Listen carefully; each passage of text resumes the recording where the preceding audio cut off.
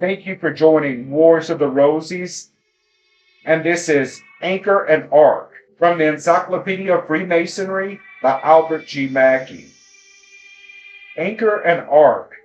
The anchor as a symbol of hope does not appear to have belonged to the ancient and classic system of symbolism. The Goddess Spes, or Hope, was among the ancients, represented in the form of an erect woman, holding the skirts of her garment in her left hand and in her right, a flower-shaped cup, as an emblem of hope. The anchor is peculiarly a Christian and thence a Masonic symbol. It is found inscribed on the tombs in the catacombs of Rome, and the idea of using it is probably derived from the language of St. Paul in Hebrews 6:19, which we hope we have as an anchor of the soul, both sure and steadfast. The primitive Christians looked upon life as a stormy voyage, and glad were the voyagers when it was done, and they had arrived safe in port. Of this the anchor was a symbol, and when their brethren carved it over the tomb, it was to them an expression of confidence that he who slept beneath had reached the haven of eternal rest. The strict identity between this and the Masonic idea of the symbol will be at once observed.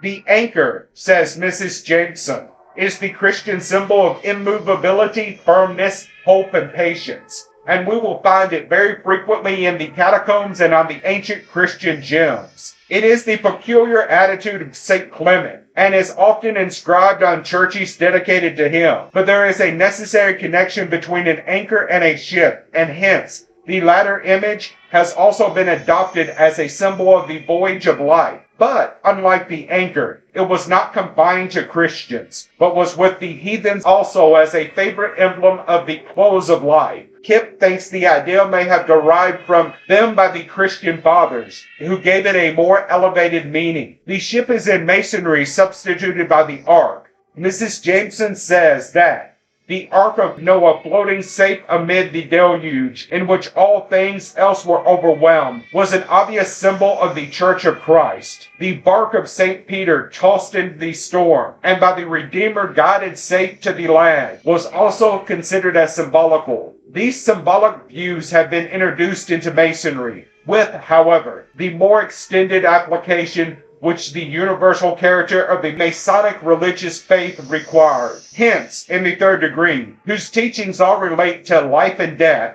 the ark and anchor are emblems of a well-grounded hope and a well-spent life. They are emblematical of the divine ark, which safely wafts us over this tempestuous sea of troubles, and that anchor which shall safely moor us in a peaceful harbor, where the wicked cease from troubling and the weary shall find rest. Such is the language of the lecture of the third degree, and it gives all the information that is required on the esoteric meaning of these symbols. The history I have added of their probable origin will no doubt be interesting to the Masonic student.